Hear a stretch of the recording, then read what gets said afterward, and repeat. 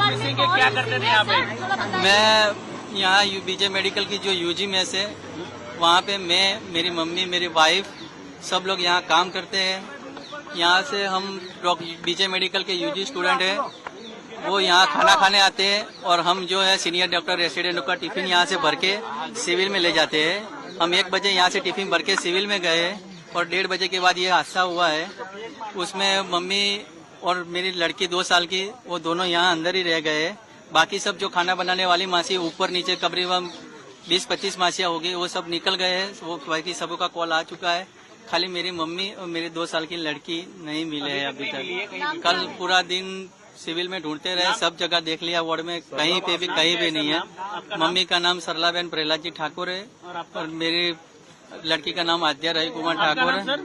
आद्या रवि कुमार ठाकुर। मेरा नाम ठाकुर रवि है। उनके पास कोई फोन था क्या आपका मम्मी के पास? ना फोन नहीं है, मेरे पास फोटो है। दिखाइए। क्या कर रहे थे यहाँ पे? यहाँ आवा बनावे છે મેસમાં ડોક્ટરોનું, બીજે મેડિકલના યુજી ડોક્ટરોનું। સંપર્ક કર્યો છે, કોઈ જગ્યાએ સંપર્ક કર્યો, શું જવાબ મળ્યો? કોઈ જગ્યાએ સંપર્ક કર્યો, કોઈ જવાબ હજી મળ્યો બૂમ નથી। ले लो, सब लो ले, बूम ले लो। अरे बूम उठा लीजिए, थोड़ा।